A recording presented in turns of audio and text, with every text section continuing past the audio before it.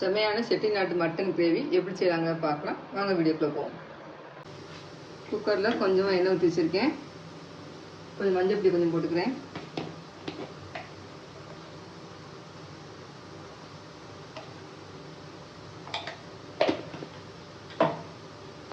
ஒரு ஸ்பூன் இஞ்சி பூண்டு பேஸ்ட்டு ஊற்றிருக்கேன். நல்லா முதல்ல மிக்ஸ் பண்ணி விட்டுக்கலாம்.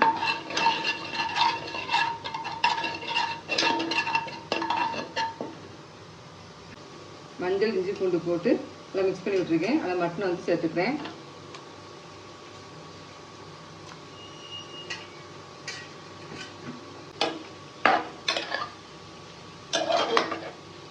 பாருங்க, இந்த அளவுக்கு நல்லா மிக்ஸ் பண்ணி விட்டுருக்கணும்.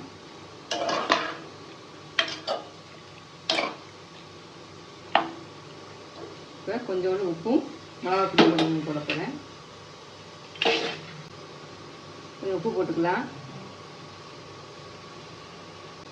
கொஞ்சமாக மிளகாத்தூள் சேர்த்துக்கிறேன்.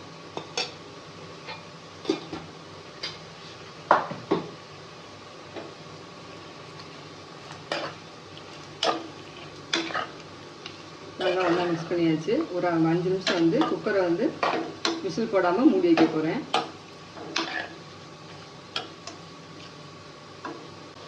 அடுப்பு வந்து மீடியம் ஃப்ளேமில் வச்சுக்கோங்க. வச்சுட்டு குக்கரை வந்து மூடி விசில் போட வேண்டாம்.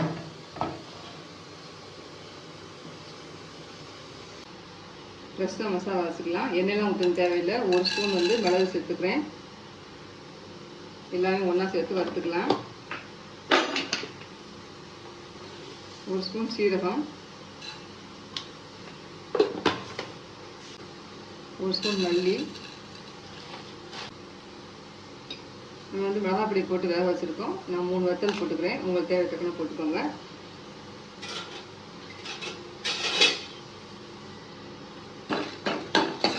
வாசனை வரைக்கும் நல்லா வறுத்துக்கலாம். நல்லா வறுத்தாச்சு. ஒரு பாத்திரத்துக்கு மாற்றி ஆற வச்சு மிக்சியில் குறவரப்போ அரைச்சிட்டு வந்துடுறேன். 5 நிமிஷம் ஆச்சு. மட்டனை திறந்து பார்த்துக்கலாம். நல்லா தண்ணி விட்டுருக்கு இந்த அளவுக்கு. இப்போ இதோட ஒரு 1/2 கிளாஸ் தண்ணி ஊற்றி வேக வைக்க போகிறேன். இந்த அளவுக்கு தண்ணி போதும். குக்கரை மூடி 4 நிமிஷம் விட போகிறேன்.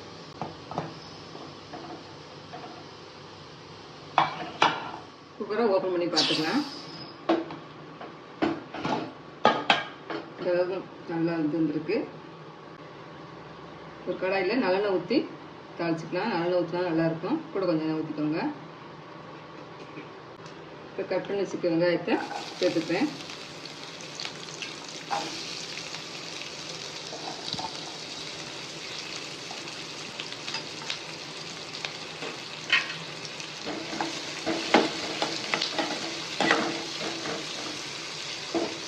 அதோட ஒரு கொத்து கருவேப்பிலை, 2 வத்தல் வந்து இல்லாமல் 2 வத்தலாக சேர்த்துருக்கேன். இது காரம் இறங்காது.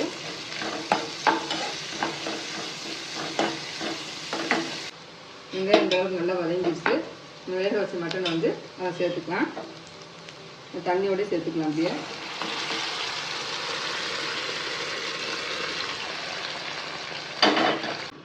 வறுத்து அரைச்ச பொடியை வந்து இப்போ போட்டுக்கலாம்.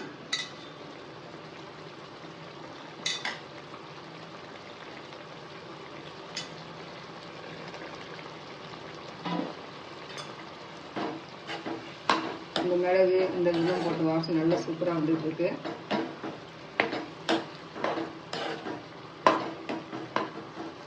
இப்போ மூடி போட்டுக்கிறேன். அடுப்பு வந்து 10 நிமிஷம் குறைச்சி வச்சு வேக வைங்க.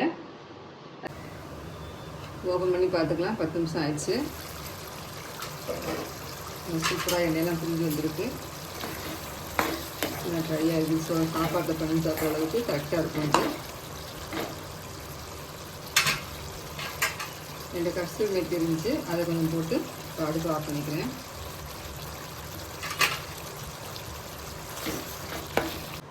சூப்பரான கமகமன்னு செட்டிநாட்டு மட்டன் கிரேவி ரெடி.